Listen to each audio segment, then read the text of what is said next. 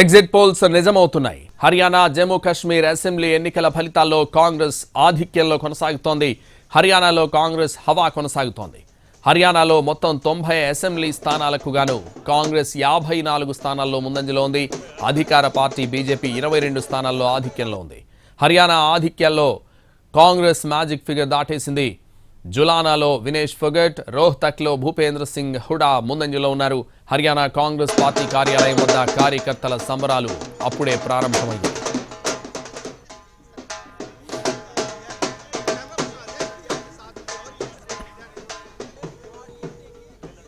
Exit polls నిజమవుతున్నాయి. Haryana, Jammu Kashmir assembly ఎన్నికల ఫలితాల్లో కాంగ్రెస్ ఆధిక్యంలో కొనసాగుతోంది.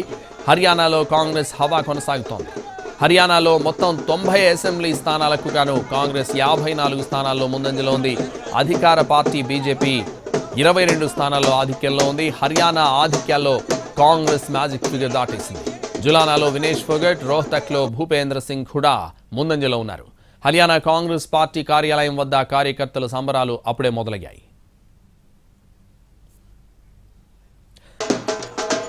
ఇదే విషయానికి సంబంధించి మరింత సమాచారం మా ప్రతినిధి రాజు లైవ్ లో అందిస్తారు. రాజు, ఎగ్జిట్ పోల్స్ నిజమయ్యే పరిస్థితులు కనిపిస్తున్నాయి. ప్రస్తుతం ట్రెండ్స్ ఎలా ఉన్నాయి? సంతోష్, నిజంగా అంటే ఎప్పుడైతే సార్వత్రిక ఎన్నికల తర్వాత వస్తున్నటువంటి ఫలితాలు ఇవి. ఎప్పుడు మొదట పార్లమెంట్ ఎన్నికల తర్వాత జరిగినటువంటి జమ్మూ కాశ్మీర్, హర్యానా ఫలితాలు ప్రతి ఒక్కరు కూడా ఆసక్తిగా ఎదురు చూస్తున్నారు దేశవ్యాప్తంగా. ఎందుకంటే చాలా కీలకం. ఈ ట్రెండ్స్ ఎలా ఉంటాయి అంటే ఈ రోజు వచ్చేటటువంటి ఫలితాల తర్వాత ఆ తర్వాత జరిగేటటువంటి ఎన్నికలకు కూడా ఇవి కొంత టోన్ సెట్గా మారే అవకాశం కనిపిస్తుంది. అందుకోసమే హర్యానాను కావచ్చు, జమ్మూ కాశ్మీర్ను కావచ్చు, ఈ ఫలితాలు ఎలా ఉండబోతున్నాయి, ఏ పార్టీకి అక్కడ ఉన్నటువంటి ప్రజలు ఏ విధంగానైతే వాళ్ళ దీవెనలు ఉండబోతున్నాయి అనే దాని మీద ప్రత్యేకంగా చర్చ జరిగినటువంటి పరిస్థితి కనిపించింది. సో దానికి అనుగుణంగానే అంటే కేంద్రంలో మూడోసారి బీజేపీ అంటే ఎన్డీఏ సర్కార్ అధికారంలోకి వచ్చింది. సో ఆ తర్వాత ఆయా రాష్ట్రాల్లో జరిగేటటువంటి అసెంబ్లీ ఎన్నికల్లో ప్రజలు ఎవరి వైపు ఓటేయబోతున్నారనేది చాలా కీలకమైనటువంటి అంశంగా దేశవ్యాప్తంగా ఉన్నటువంటి ప్రజలు కావచ్చు, రాజకీయ పార్టీలు సైతం ప్రత్యేకంగా చూస్తున్నటువంటి పరిస్థితి కనిపిస్తుంది.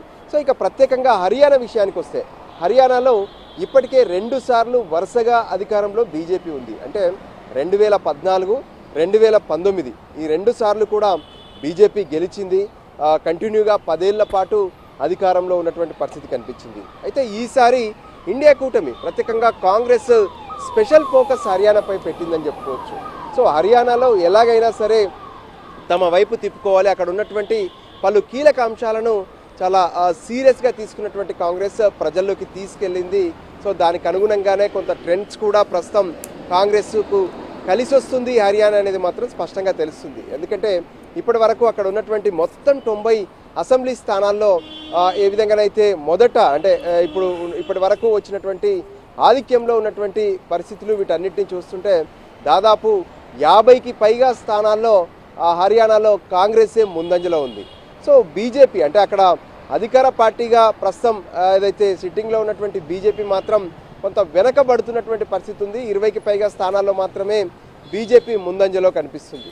సో హర్యానాలో చూస్తే ఎగ్జిట్ పోల్స్ మొదటి నుంచి కూడా అంటే హర్యానా కావచ్చు, జమ్మూ కాశ్మీర్ కావచ్చు, ఈ 2 రాష్ట్రాలకు సంబంధించినటువంటి ఎగ్జిట్ పోల్స్ను మనం చూస్తూనే ఉన్నాము. ఎప్పుడైతే 5వ తేదీన హర్యానాలో ఏదైతే ఎన్నికలు ఒకే దశలో ఎన్నికలు పూర్తయ్యాయి, అంతకుముందు కాశ్మీర్లో 3 దశల్లో ఎన్నికలను నిర్వహించింది ఎన్నికల సంఘం.